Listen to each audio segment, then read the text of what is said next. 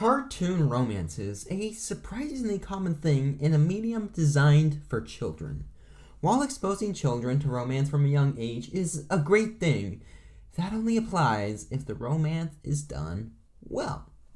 Whether it is a creepy crush, an age gap, manipulation that goes unexplored, a badly written romance being idolized by the show, isn't something we want to show kids, while a great romance can have a huge positive impact on children. Hello, I'm Fictional Fanatics, and today we will be delving into the confusing, weird, and wild world of romance in cartoons to see what makes them so hard to get right time after time. And as a reminder, today we'll focus purely on cartoon characters from shows with kids as the target audience. So while there's a lot I could say about Mark and Amber, for example, or Vi and Caitlin, my main goal is to discuss relationships targeted towards a younger audience. So first of all, cartoons are a warped portrayal of reality. While all media asks that viewers disconnect from reality just a slight bit, cartoons, for the most part at least, have absolutely foregone any sense of realism in the pursuit of something a lot more whimsical. That, by itself, makes the presence of romance in cartoons such an intriguing idea, because while romance is often described as something magical, it is also something very mundane that most people go through, and just a core human experience. But, from that perspective, cartoons should be teaching kids morals, especially as so many cartoons are coming-of-age stories. Love is a core human experience, and it does make sense that children might be exposed to these more intimate relationships through a safe medium like cartoons. But here we encounter the deeper problem, which is of portrayal, because even if it is a good idea to show kids romance, it is important to give a good portrayal. And by good portrayal, I don't even necessarily mean a perfect relationship. We can have relationships written problematically, which I'll discuss later, but I also want to cover bad relationships as well, which can show the vastness of emotions that relationships can cause, but also the flaws which can be found inside of them. A good example of a bad relationship executed well is Zuko and Mai from Avatar: The Last Airbender. While barely being a focus of the show, these two characters have a pretty volatile relationship, which is executed so well. The writing on it is great. It started with these characters being pressured to date because of Azula. Oh, it's always Azula, but with Azula's manipulation at a young age, and that establishes the relationship on a shaky ground. But even when they do date, both characters really aren't ready to date because they have their own issues to deal with.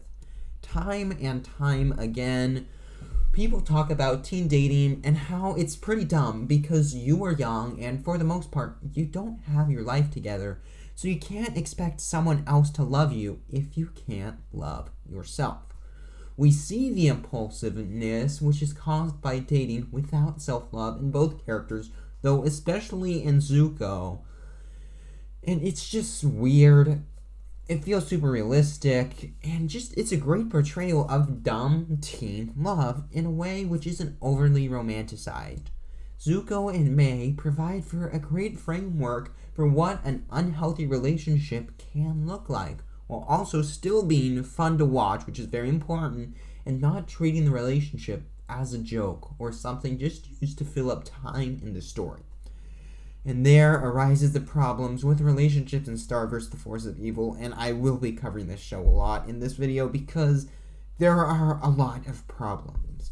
Season 3 and Season 4 of the show mess up a lot of things, and just one of the biggest is having a lack of cohesive narrative, which leaves the relationships developed, especially in these seasons, feeling very bland, underdeveloped, especially in so many of them where there are a lot to explore. We'll save Starco for the end because that's just a lot to cover, but for now, let's discuss Marco and Kelly, who basically are just friends with benefits. Kelly is in the relationship to get over an ex, and Marco is in it to get over a crush. Again, it's a weird relationship, but That could provide very interesting development of how people who are still living in the past or some fantasy and how that affects their relationship, and of course the fact that Marco is a human who's called the safe one and Kelly is this girl from a hair dimension, and just seeing how that works when they aren't in the right place mentally and they still obsess over other people. That could be super interesting to explore because it seems somewhat unhealthy, and either the consequences of that or how they solve that could be an interesting lesson to teach and to explore. Plus, Marco and Kelly worked well together, in my opinion, in the episodes that they are together, and it just left me excited for the possibilities of what could entail. But it turns out the writers thought it would just be better to end the relationship off screen. A very interesting concept is just wasted when there is so much potential in telling a moving story. These toxic relationships should be something we explore and can be used as a lesson, because if we want to introduce the concept of romance, we want to do it to show both what a healthy relationship is and what a toxic one might look like. One more example of a toxic relationship, which I really loved, is Shaggy and Velma in Scooby-Doo Mystery Incorporated. It is another perfect example of dumb teens falling in love, even though the relationship just doesn't work at all. At least in story, the writing, it works well. Velma is clingy and lacks self-love, while Shaggy is just very distant in the relationship and is honestly contemplating if he'd rather have a girlfriend or his pet dog. It's not a great relationship. It's a time bomb about to explode, but it perfectly represents how volatile and toxic and quick these teen relationships can be. But the show also has the relationship of Fred and Daphne, which starts out being a very one-sided thing with Daphne liking Fred, and Fred just being kind of ignorant. But throughout the show, the relationship grows into something a lot more healthy and interesting. I'm a big believer that Fred is on the autism spectrum in this show, which is a big cause for the miscommunication in the relationship. But why I love Fred and Daphne in this show is that they love each other, they confront red flags, but then they solve the problems. They turn what was a toxic relationship into something positive, which is also important to show kids. Because just dropping ship at the first sign of an issue really means that you just weren't committed to the relationship, that you didn't care about it. Daphne and Fred do have feelings for each other, so when they have issues, they try their absolute hardest to work it out because they are committed. It makes the relationship compelling and so much stronger than a happy one from the start to the end where no problems arise. And it's just one of the many reasons that Scooby-Doo Mystery Incorporated is such a great show, and if you haven't seen it, check it out. Star and Tom is another example of relationships which I kind of like and is also kind of toxic. There's no doubt that Tom is my favorite character in all of Star because he just feels like he has the best journey out of all the characters. For the first 2 seasons of the show, Tom was Star's toxic ex-boyfriend who says he's been working on himself, though he'll revert back to his old jerk self at the flip of the coin. But the thing that makes Tom so much more interesting and what makes him a lot more likable is he is trying to make himself better. Tom is going to therapy. He's going out of his way to work on himself. For the Blood Moon Ball, we find out in season 4 that Tom made his carriage by hand just so he could take Star in it, which is so endearing and speaks to Tom's character so much. So, when Star and Tom get back together in early season 3, although it is a bit abrupt, it works, and we see time and time again how committed Tom is to being a better person throughout these later seasons, like how he went through an exorcism to be a better person. And by the end of the relationship, it is clear that Tom is the good person in the relationship, and Star is the more toxic one, but again, that crosses into Starco territory, which we'll cover later. So, toxic relationships, if it is established as being toxic, used to tell the story, it can be a good thing. But what about relationships where there's a toxic power dynamic and it isn't mentioned? Now, I'd like to introduce the concept of age gaps in cartoon romance and just touch on how weird they are. I think one of the most infamous examples of a weird age gap romance plot is Dipper and Wendy in Gravity Falls. Now, I wanted to start with this example because it's handled decently well and serves the narrative. It was a thought-out decision, even if in execution, I still find it really weird to watch, and it's not like a lot of the other cartoon romances where it's just not something the creators thought about. Like, oh, they're cartoons, so it's okay if an 8-year-old has a crush on a 17-year-old. No. It was intentional, even if it's not great. The good thing about this relationship is that it is one-sided. Dipper has an obsessive crush on Wendy, but those feelings are not reciprocated. The big problem with this, though, is that the crush is treated sometimes a bit too seriously. While I love Gravity Falls, I feel like sometimes the narrative is sacrificed for humor, or the humor is replacing the narrative. And the Wendy crush is one of my biggest examples of this. For example, let's take a look at the episode where Dipper and Robbie fight. Robbie is someone who is just about 3 years older than Dipper, yet considers him a serious romantic adversary. This only exists so we can have an episode where a video game character wants to help someone fight and it goes wrong. Or let's look at Double Dipper, a great episode concept, and it's not necessarily wasted, but misused on a cockamamie scheme to get Dipper to date Wendy.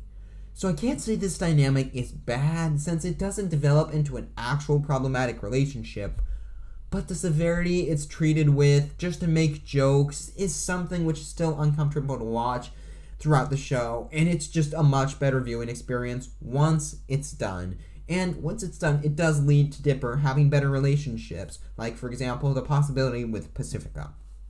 A better executed version of the age gap is in Avatar: The Last Airbender. Katara and Aang is one of the most interesting relationships in a cartoon because it's so awkward yet endearing at the same time. This video was inspired by a recent viewing of the Ember Island Players, but which on my first viewing it was my least favorite episode of the show for the Katang development. I hate that ship name, but I guess it's a thing. But I've now really grown to appreciate the episode, and now it's one of my favorites. Aang is a boy out of time with the world turned against him. He has allies, but the Fire Nation is hunting him. Even the people like the fishermen in the storm or the people in Avatar Day just hate him. There's not a lot of people who are on his side. He can have Sokka on his back, Toph being truthful, especially because it's Toph, it hurts a lot of time, and Aang really only has Katara to be there for him. Plus, as an air nomad, there really aren't any mothers, so maternal affection, which Katara gives everyone, gives Aang a crush. But Aang is a monk, and we learned from Kuru Patik that the air nomads need to let go of love to reach their full potential and open all the chakras, meaning Aang wasn't taught how to love, at least romantically, and express those romantic feelings, which again shows that Aang really isn't ready. So when Aang does something which I find a bit weird to try to pursue Katara, which I find weird or off-putting, it isn't the show just using Aang's crush as a joke, but it's a subtle way of showing Aang's culture colliding with his new life as the Avatar and in this new world, because again, 100 years passed as well. And this new perspective on the romance of the show changes things both objectively but also for me personally. For one, it makes the relationship a lot less problematic, but it also makes Aang's struggle and dedication to seeking the right path always pay off, whereby Aang not forsaking love, by being a pacifist and doing things his own way, he gets the girl. Plus, Katara has a story outside of Aang, which although I haven't mentioned thus far, is an important element in a good relationship. With Aang being out of time, it gives the relationship a weird element, but it makes it feel a lot more natural than just being weird, and that's really good. For me personally, though, as someone who comes from another culture living in Mexico, I can also connect a lot more with the struggle of Aang throughout the show, and for me, it feels a lot stronger, but even without that, it just shows an age gap can be handled well. And also, the age gap is only 2 years here, and Aang has matured so much throughout the show by needing to carry basically the whole world on his shoulders where it doesn't feel creepy. And to end the discussion on age gaps, I guess we should probably cover Starco, finally.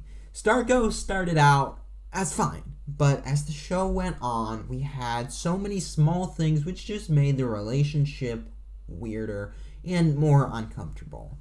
First of all, the Blood Moon Ball. While being a great episode, this episode prophesied the fact that Star and Marco would get together, and that really sucks because one of the main things about love is that it is natural and uncontrollable. This sucks because two of the best relationships in the show, Jackie and Marco, and Star and Tom, get ruined in order to get Star and Marco together, which just really felt unnatural and frustrating. But the worst thing is that we get the episode running with scissors. Ooh, it hurts. This episode ages Marco up an extra 16 years, making when he returns him a 31-year-old in the body of a teenager, which just goes unmentioned, and he still has a crush on a 15-year-old. Sarcastic Chorus made a great video covering the topic, and I highly recommend you watch it to learn more about the topic, but to sum it up, the age gap, it's really weird, and I don't like it at all. The main problem with Starco, though, it doesn't serve anything. In fact, it somewhat destroys a lot of what we have going on inside the show. The characters of Star and Marco have grown up together. They're like siblings, so getting them together romantically is weird. The characters don't need anything from each other either. A good relationship should have both sides being happy on their own, but the other person should complete them, and I don't really see that either way in the relationship, how one side completes the other. What ends up is Starco feeling forced, and that's not good. Even how they get together, it feels forced. They kiss in the penultimate episode, and not much happens afterwards, which just leaves me feeling disappointed because there wasn't even a good payoff. And with it feeling forced, I don't want the male and female protagonists of a show to always get together. It's good to have romance, better most times, if they stay friends. Promoting love is good, but so is promoting platonic relationships that are nothing more than that, nor is anything more implied. A good example of a show with no romantic focus, Amphibia. While I enjoy romance in shows, I was happy that we spent the majority of the time of Anne dealing with her friends and their tenuous relationship. Anne isn't focusing on this boy she has a crush on or just having some toxic boyfriend, but we explore toxic friendships, how they can be repaired, how friends can grow, and how they can help each other. If a show spends time pushing romantic relationships in your face over and over and leaving no time for the development of friendships, then that's a real disservice, one, to the audience, and two, to the quality of the show, because friendships are even more important to develop, in my opinion, and it's one of the biggest problems with Star vs. the Forces of Evil, especially Season 3 and Season 4. So, we've talked of all sorts of relationships which don't work, being toxic or unnatural, but we also have good elements inside of all these relationships. I do think there is one perfect relationship, one which has the benefits of everything we've discussed so far and none of the problems. As most of you know, I'm referring to Lumity from the Owl House. The relationship of Luz and Amity is a perfect example of how to make a great romance which works well both for children and for adults. First of all, Luz and Amity complete each other. Luz is someone who starts off as impulsive and wants to learn everything about magic. She wants to help people. And Amity is someone coming out of an abusive relationship with her mother, trying to find her place in the world after being lost, and trying to make up for all the mistakes of her past. While both of the characters are very flawed at the start of the show, as friends, they grow together, and as romantic partners, they flourish and support each other through hardship. That being said, their relationship isn't perfect. Luz lies to Amity during a lot of the middle of Season 2, but both Luz and Amity are so committed towards their relationship that they work through their problems and come out of it stronger. Their situation is definitely unique, where one is from the human realm and the other is from the Borean Isles. I really like when characters are coming from different backgrounds because it means that their communication isn't perfect, but they also aren't the same person copy and pasted, and they can learn from each other. Both characters are the same age, and they have lives outside of the romance. Luz is training to be a witch, she's protecting her family, and she's fighting Bellows.